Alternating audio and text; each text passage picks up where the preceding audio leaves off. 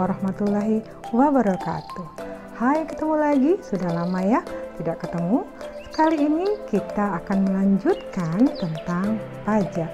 Tapi sebelumnya jangan lupa like, share, and subscribe video ini supaya channel ini lebih berkembang. Ini video yang terakhir dari materi pajak. Nah, kita akan lebih memperdalam lagi contoh perhitungan pajak. Pajak yang saya pilih adalah pajak PPh 21 dan pajak bumi dan bangunan. IPK yang kita akan jelaskan di sini adalah menghitung pajak penghasilan dan menghitung pajak bumi dan bangunan. Mari kita contoh langsung kepada pajak penghasilan. Contoh soal di sini ada Tuan Rahmat, dia bekerja di perusahaan CB dengan penghasilan sebulannya 55 juta per bulan. Sudah menikah, punya 4 anak. Di sini ada premi-premi atau jaminan kecelakaan, premi jaminan kematian. Ini diberikan oleh perusahaan pada saat masukkan dalam gaji. Nah, ketentuan dalam premi yang ini, kecelakaan kerja, premi jaminan kematian, itu sudah ditentukan dalam peraturan. Dan perusahaan sudah menentukan berapa besarnya persentase dari gaji brutonya. Nanti kita hitung bersama. Selain itu, Tuan Rahmat juga akan membayar, kalau yang tadi premi dapat dari perusahaan, sedangkan yang membayar iuran pensiun, Tuan Rahmat sendiri akan dipotong dari gajinya. Per bulannya 150.000 per bulan. Dan iuran jaminan hari tua sebesar 2% dari gaji. Yuk kita bahas. Dalam pasal 21 atas gaji ini dalam setahun, nanti kita bagi dalam per bulan. Penghasilannya tadi 55 juta itu per bulan. Kita kalikan dia 12 bulan. Maka kita mendapatkan dalam setahun itu 660. Nah, di sini yang saya bicarakan tadi adalah premi jaminan kecelakaan yang diberikan oleh perusahaan kepada karyawan.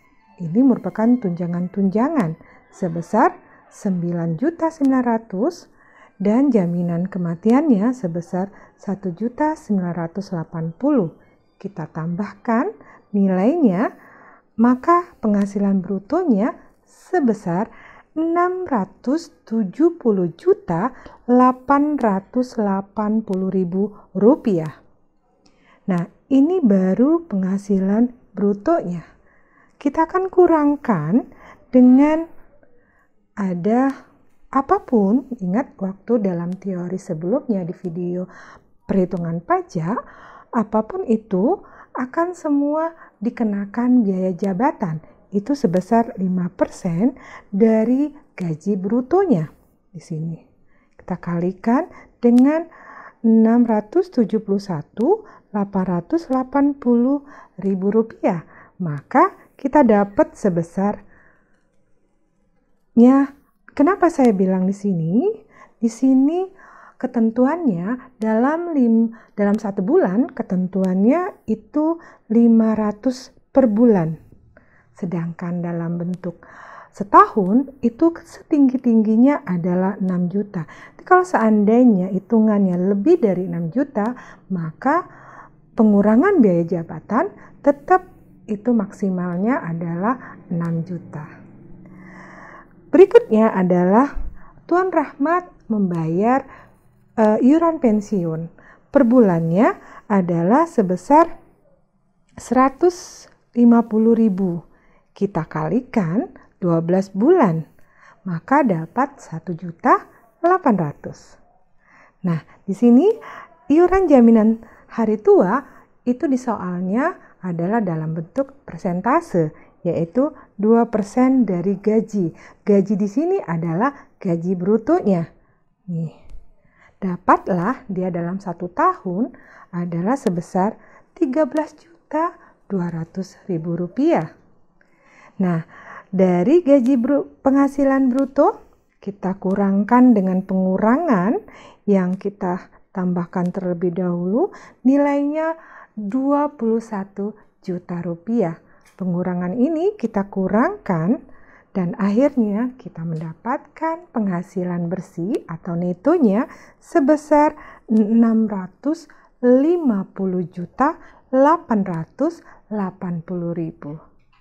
Nah, ini baru penghasilan neto. Kita belum selesai untuk persentasenya, tapi kurangkan dulu namanya PTKP. Masih ingat PTKP? Lihat lagi video saya sebelumnya. Di situ adalah penghasilan tidak kena pajak. Batasannya yang diberikan kepada pemerintah, kepada orang yang atau subjek pajaknya. Contoh, kebetulan di contohnya Pak Rahmat ini, dia sendiri mendapatkan batasan tidak kena pajak dalam 1 tahun itu sebesar Rp54 juta. Ini setahun ya. Karena ini kita sudah per tahun. Kita sudah dari awal sudah menyatakan di sininya setahun. Wajib pajak itu Pak Rahmat sudah menikah. Jadi istrinya mendapatkan ibaratnya dari pemerintah Rp4.500.000, batasan tidak kena pajaknya. Kebetulan Pak Rahmat dalam soal dapat anak 4, mempunyai anak 4. Maka peraturan pemerintah yang batasan tidak kena pajaknya hanya 3 anak. 1 anak itu sebesar Rp4.500.000, maka kita kalikan 3 anak itu sebesar Rp13.500.000. Nah, batasan tidak kena pajak ini kita jumlahkan nilainya sebesar 72 juta dalam setahun. Nah, setelah itu baru penghasilan netonya kita kurangkan dengan PTKP-nya. Ini PTKP totalnya adalah 72 juta. 650.880 kita kurangkan dengan 72 juta, maka nilainya 528.880 rupiah. Inilah namanya penghasilan kena pajak. Nah, dari sinilah yang kita akan kenakan tarifnya. Ini sebesar ya, Rp528.880.000. Nah, sebelum kita masuk ke tarif, diingat-ingat dulu ya bagaimana persentase tarif pajak yang terbaru. Sekarang kita masuk ke tarifnya. Kita mulai dari, ingat berjenjang ya, mulai 5% kita kalikan paling yang tertinggi level yang pertama, yaitu mendapatkan 2.500.000. Berikutnya, karena ini tadi 528.880.000, ini PKP-nya. Jadi, kita masih 50 juta. Kita level kedua, ini level pertama, ini level kedua, masuk tarif pajak yang 15%. Kita kalikan, itu level kedua paling tertinggi 250, paling terendahnya adalah 50. Maka level kedua ini kita ambil yang tengahnya yaitu 200 juta. Kita kalikan, akhirnya mendapat 30 juta rupiah. Masih belum semuanya, ini baru totalnya 2,5 ya. Nah, ini baru 2,5. Sedangkan penghasilan kena pajaknya masih banyak, yaitu 528.880.000. Nah, di sini kita masukkan lagi level ketiga persentasenya. Level ketiga ini di sini 25%. Tetapi ingat, ambil yang terkecil di levelnya. Yang di levelnya waktu tarif kemarin 250 juta sampai 500 juta. Kita level ketiga ini ambil yang terakhir, yang terendah. Kita ambil yang terendah yaitu 250 juta rupiah. Nah, didapatlah 60 juta 500.000 rupiah. Di sini baru 500 juta. Masih ada sisa lagi, yaitu sebesar 28.880.000. Ya, beginilah memang tahapan-tahapan untuk membuat tarif pajaknya berdasarkan undang-undang yang terbaru. Bagi guru-guru yang belum paham atau memang masih ragu, silakan diklik di internet tentang pajak, perhitungan pajak yang terbaru di webnya pajak atau langsung ke kantor pelayanan pajak. Yuk kita lanjut lagi ke level yang keempat, yaitu yang terakhir ya, 28 juta. Sisanya tadi 28.880.000 rupiah. Nah ini sisanya 30%.